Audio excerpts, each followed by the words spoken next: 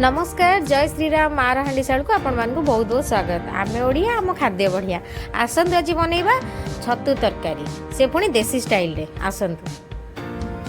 एबे मु नेछि आधा किलो छतु गोटे टमाटो आउ बेसर बटा नेछि आउ दुईटी आलू नेछि पियाज गोटे नेछि दुईटी सुखिला लंका नेछि आउ लुण नेछि लंका गुंड हळदी गुंड पंचफुटण आउ चीनी नेछि आउ नेछि दुईटी आंबुल आउ किछि तेल। चलते एबे कढ़ई बसैबा एबे कढ़ई बसईदेले एबे बर्तमान तेल पकेबा 4 ରୁ 5 चामच तेल पकेबा आमे तापर जो पंचफुटण रखिदिले से पंचफुटण को पकेदेबा आधेरे तापर दुईटी जो सुखिला लंका से दुईटी सुखिला लंका को पकेदेबा आधेरे तापर बर्तमान एबे फुटी गलानी एबे आमे पियाज पकेदेबा पियाज को बेसी आमे भाजीबानी बस देखो एति ही हमको भजा दरकार। बर्तमान एबे छतु पकेदेबा आपण ए स्टाइल करंतु देखो मु ए स्टाइल ही करछि एटा देसी स्टाइल पूरा हेउछि एटा गाँ गनारे एमती हुए तो मु भी ट्राई कली घरे देखिया केमती लागुछि तो मु थरे ट्राई कली भलो लागिला सेति पे आपण संगे भाबिली मु शेयर करबी कहि कि आपण एमती घरे करी खांतु देखियो बढ़िया लागुछि। आउ माछ तरकारी जमती चूना माछ जमती सेमती चूना माछ टाइप ही लगे ये तरकारीटा आपड़ जापर आप छतु तरकारी खाऊँ झोलटा पूरा चूना माछ तरकारी भाया ही लगे। देखो पानी भरिया स्टार्ट हो गला ये पानी मरीगला अधा आउ अल्प पानी अच्छे ये आलू आड करदे सागर बर्तमान आलू को आड करदेली ये भितर पानी जी अच्छी ना पानी मरला बेलू के आलू किछटा सीझी जाइथिबो तो आमको बेसी टाइम लगिलानी शीघ्र भी हो गला। देखो पानी मरीगला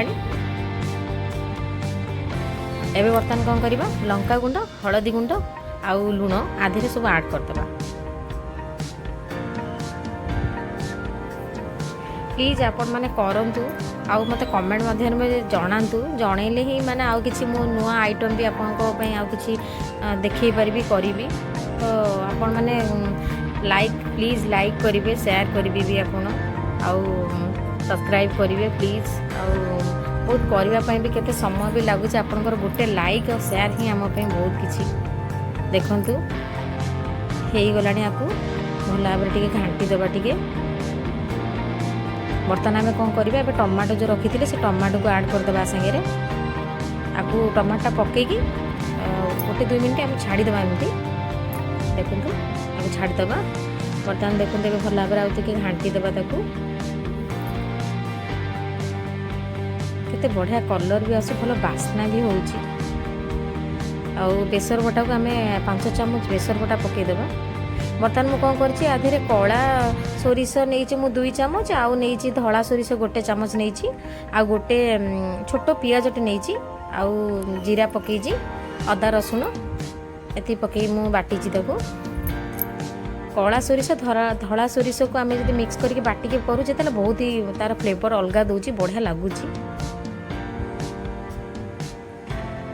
बर्तमान को भल भाव घाटी दबा देखु केते कलर भी केते सुंदर देखा ना आप भावुवे ना कषिले काले पिता हो जाऊ जमा भी बिल्कुल भी नुह पिता हेनी जमा ताको हाई फ्लेम रे प्रथमे कषिबे तापर मीडियम को रखिदेवे। बर्तमान देखु ये हो गला बेसी समय कषानी बस 3-4 मिनट खंडे आम कषा। बर्तमान देखते चीनी पकईदे आम चीनी पकड़े फ्लेवर टी अलग आसी आसे आपको भल भाव कषिदबा। बर्तमान कौन कर ये कषा हो गला बर्तमान कौन करवा आम पानी पकईदे आधे जो बेसर बटा पानी थिला ना से पानी गुड़ा को ही पकईदे आधे आउ प्लेन पानी थी पकईदे एबे हमको आमे आपको फुटीबा छाड़ीदबा। बर्तमान देखो भल भाव फुटी गला बर्तमान एबे हो गला एबे बर्तमान कौन करवा जो आंबुल रखी थे से आंबुल को आधे पकईदबा। मु 2टी आंबुल नहीं भल भाव बतुरे छाड़ी देती धोई दिकी पानी गुड़ा पकईबे पानी गुड़ा फोपाड़ी देवे से आंबुल ही 2टा पकईबे ना बेसी खट्टा हो आगुआ पकईले आपको लास्ट ही आम पकईबा। एबे गैस को ऑफ कर दूची मु देखो एबे रेडी हो गला।